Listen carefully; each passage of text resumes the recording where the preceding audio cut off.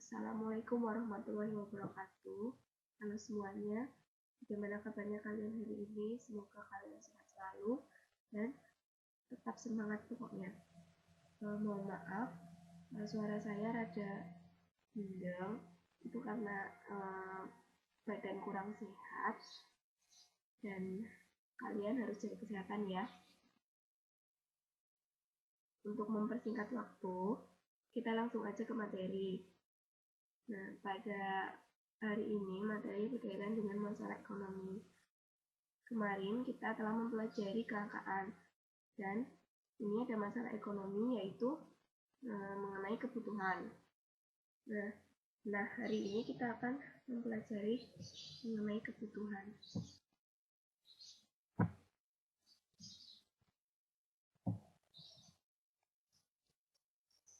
Nah, selanjutnya itu ada tujuan pembelajaran. Jadi diharapkan dari materi kebutuhan ini kalian dapat memahami faktor-faktor yang mempengaruhi kebutuhan, mengidentifikasikan dan memahami macam-macam kebutuhan, dan yang terakhir mengidentifikasikan dan memahami macam-macam alat pemuas kebutuhan. Kita langsung aja ke materi. Apa itu kebutuhan? Kebutuhan adalah segala sesuatu yang dibutuhkan manusia dalam rangka mempertahankan kelangsungan hidup guna mencapai kemakmuran atau taraf hidup yang sejahtera.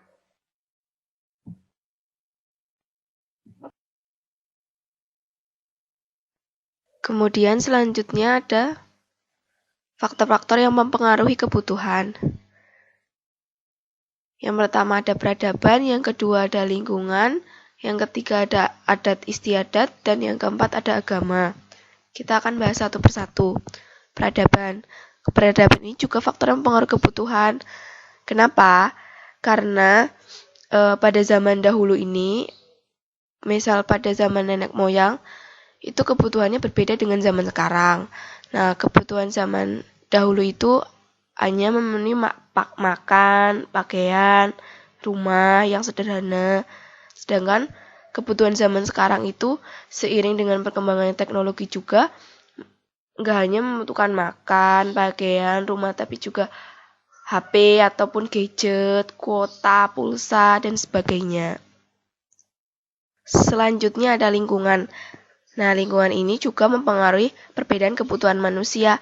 Misalnya, orang yang tinggal di daerah beriklim dingin itu memiliki kebutuhan yang berbeda dengan orang yang tinggal di daerah beriklim panas.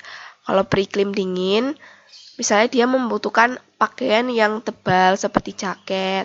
Sedangkan orang yang beriklim panas biasanya membutuhkan pakaian yang tipis seperti kaos. Nah, selanjutnya ada adat istiadat. Nah, biasanya adat istiadat itu berlaku bagi daerah-daerah tertentu, misalnya acara 7 bulanan atau mitoni di daerah Jawa. Nah, itu misal akan berbeda kebutuhannya dengan daerah lain. Selanjutnya ada agama. Nah, agama ini juga mempengaruhi faktor kebutuhan manusia. Contohnya misal agama Islam dengan Hindu. Agama Islam biasanya kan sholat, membutuhkan sajadah, membutuhkan mukena. Sedangkan agama lain seperti misal Hindu membutuhkan sesajen, ritual, dan sebagainya. Nah, selanjutnya ada kita amati gambar dulu ya. Nah, ini orang sakit. Orang sakit itu biasanya membutuhkan refreshing agar tidak stres. Membutuhkan obat agar segera bisa sembuh. Nah, membutuhkan makanan yang sehat, yang bergizi, supaya cepat sembuh. Kemudian, nah, ketika hujan biasanya membutuhkan apa? Jaket, api untuk menghangatkan badan, jas hujan. Yang pertama ya jas hujan, jaket. Terus kemudian kalau pulang ke rumah, butuh yang anget-anget, minuman panas, teh, kopi, dan lain-lain.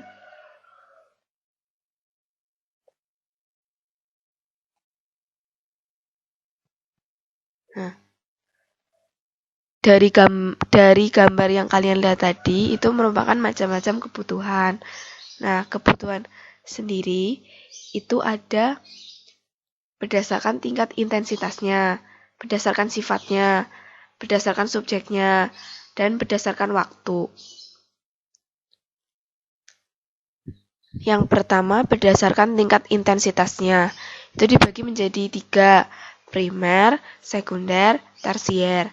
Yang pertama, kebutuhan primer. Itu kebutuhan yang harus dipenuhi atau kebutuhan utama yang harus dipenuhi untuk kelangsungan hidup. Contohnya ya makan, minum, pakaian, tempat tinggal, atau kata lainnya sandang, papan, pangan. Kemudian ada kebutuhan sekunder atau pelengkap. Biasanya itu kebutuhan yang dipenuhi setelah kebutuhan primer. Nah, contohnya ada televisi, meja, kursi, sepeda, motor, dan lain-lain. Kemudian kebutuhan yang ketiga itu tersier. Kebutuhan tersier ini biasanya kebutuhan yang bersifat mewah atau biasanya tujuan untuk menaikkan status sosial seseorang gitu. Contohnya perhiasan, mobil mewah, apartemen mewah, dan lain-lain. Selanjutnya ada berdasarkan sifat. Itu ada jasmani dan rohani. Nah, jasmani, kebutuhan jasmani itu kebutuhan yang biasanya berhubungan dengan fisik manusia atau tubuh. Ya makan, ya minum, pakaian. Kemudian kebutuhan rohani. Kebutuhan rohani itu kebutuhan yang hubungannya dengan kejiwaan atau hati seseorang. Contohnya ya beribadah mendekatkan diri kepada Tuhan, dan liburan. Selanjutnya ada berdasarkan subjeknya. Ada individu, ada kebutuhan individu dan kebutuhan kelompok. Kebutuhan individu itu kebutuhan yang biasa berhubungan dengan berbagai individu yang berbeda. Contohnya petani dan pelajar itu kebutuhannya beda. Petani membutuhkan cangkul, sedangkan pelajar membutuhkan pensil atau alat tulis atau buku. Sedangkan petani biasanya untuk petani membutuhkan cangkul, membutuhkan pupuk, membutuhkan bibit tanaman, dan lain-lain. Yang kedua ada kebutuhan kelompok atau kebutuhan umum. Biasanya berhubungan dengan masyarakat umum. Contohnya ada jalan raya, ada jembatan, ada jaringan listrik atau tiang listrik. Kemudian ada taman bermain, dan lain sebagainya. Nah, selanjutnya ada berdasarkan waktu. Ada 2, kebutuhan sekarang dan kebutuhan yang akan datang. Kebutuhan sekarang itu kebutuhan yang mendesak, yang harus dipenuhi saat ini juga dan tidak boleh ditunda-tunda. Misalnya, orang yang sakit harus segera berobat, orang yang lapar harus segera makan. Kemudian ada yang kedua yaitu kebutuhan yang akan datang. Kebutuhan yang akan datang itu kebutuhannya tidak bersifat mendesak dan dapat ditunda sampai dengan waktu yang telah ditentukan. Misalnya menabung untuk kuliah, menabung untuk menikah, kemudian mengikuti asuransi kesehatan, asuransi pendidikan, dan lain-lain. Selanjutnya alat pemuas kebutuhan manusia. Alat pemuas kebutuhan itu berupa barang atau jasa. Barang atau jasa ini itu digunakan untuk memuaskan kebutuhan manusia. Kemudian ada macam-macam barang atau benda sebagai alat pemuas kebutuhan. Itu diklasifikasikan sama Dari segi cara memperolehnya, ada barang ekonomi, barang bebas, dan barang ilit. Barang ekonomi. Barang ekonomi yaitu barang yang jumlahnya terbatas. Untuk memperolehnya biasanya memerlukan pengorbanan waktu, pengorbanan biaya, ataupun pengorbanan tenaga. Contohnya, ibu kalian membeli beras di pasar atau di warung dengan harga 100.000. Nah, 100.000 itu merupakan pengorbanan biaya. Kemudian selanjutnya ada barang bebas. Nah, barang bebas ini biasanya barang yang tersedia itu melimpah. Jumlahnya itu melebihi yang dibutuhkan masyarakat. Misalnya ada matahari, sinar matahari, udara. Nah, barang bebas ini biasanya tidak perlu memerlukan pengorbanan kayak tadi barang ekonomi. Kemudian ada barang ilit. Barang ilit itu barang yang jumlahnya berlebihan tetapi dapat membahayakan atau merugikan. Nah, contohnya ini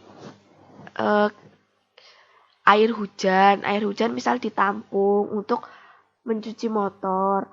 Kalau tidak ditampung itu bisa dapat menyebabkan banjir di selokan ataupun di parit. Maka barang ilit ini perlu dikontrol penggunaannya. Kemudian selanjutnya dari segi tujuan penggunaan, barang konsumsi dan barang produksi. Barang konsumsi itu adalah barang yang langsung digunakan untuk memenuhi kebutuhan manusia. Nah, barang konsumsi ada dua jenis, yaitu barang konsumsi tahan lama dan barang konsumsi tidak tahan lama. Barang konsumsi tahan lama, contohnya pakaian. Pakaian kan digunakan lebih dari satu kali. Kemudian ada barang konsumsi tidak tahan lama. Contohnya buah, sayur, dan lain-lain. Itu kan buah sayur dimakan akan habis dalam satu kali makan. Sedangkan pakaian kan tadi digunakan itu lebih dari satu kali. Kemudian ada barang produksi. Nah, barang produksi ini biasanya barang yang digunakan untuk memenuhi kebutuhan manusia secara tidak langsung atau digunakan untuk proses produksi lanjutan. Nah, biasanya itu digunakan untuk menghasilkan barang konsumsi. Nah, barang produksi itu biasanya dibagi menjadi dua. Barang produksi tidak tahan lama atau habis dalam satu kali pakai, dan bahan produksi tahan lama atau digunakan lebih dari satu kali pakai. Nah, barang produksi tidak tahan lama ini contohnya bahan mentah atau bahan baku produksi. Misal daging. Daging itu kan digunakan untuk membuat bakso. Nah, itu kan biasa digunakan hanya dalam satu kali pakai. Kemudian ada barang produksi tahan lama. Itu digunakan lebih dari satu kali pakai. Misalnya tadi membuat bakso, itu kan membutuhkan penggiling daging. Nah, itu mesinnya disebut barang produksi tahan lama. Kemudian selanjutnya ada dari segi hubungan dengan barang lain. Ada barang substitusi dan barang komplementer. Barang substitusi itu biasanya disebut barang pengganti atau menggantikan fungsi barang lain. Contohnya, telur menggantikan daging, kertas pembungkus minyak itu menggantikan daun pisang, kemudian ada singkong menggantikan beras, dan lain-lain. Kemudian ada barang komplementer. Komplementer ini biasanya bersifat pelengkap. Nah, biasanya itu kan pelengkap bagi kegunaan barang lain.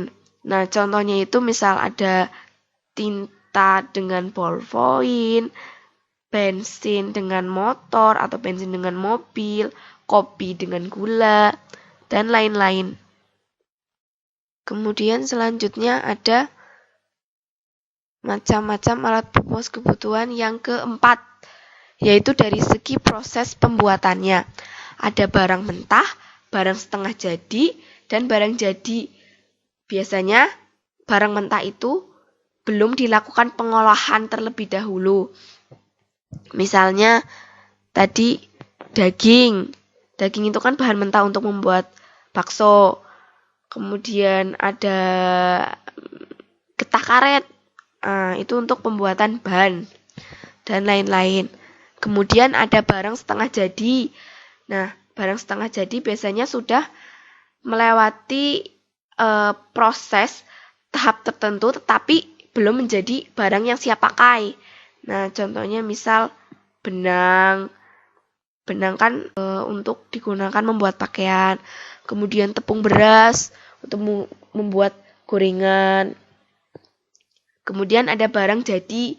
Nah, barang jadi ini biasanya barang yang siap pakai setelah melewati tahap produksi, diproses, kemudian siap digunakan. Itu merupakan barang jadi. Contohnya tadi kan ada benang untuk membuat pakaian. Nah, pakaian itu merupakan barang jadi. Kemudian ada sepatu, ada tas, buku, pensil, dan lain-lain.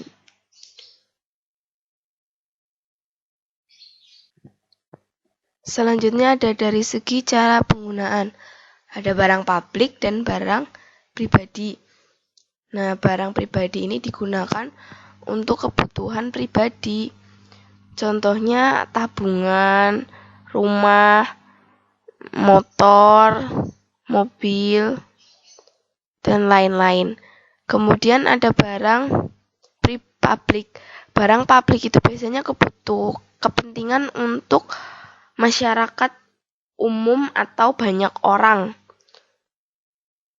Contohnya ada jalan raya, jalan trotoar, sekolah, kemudian jembatan penyeberangan, dan lain-lain.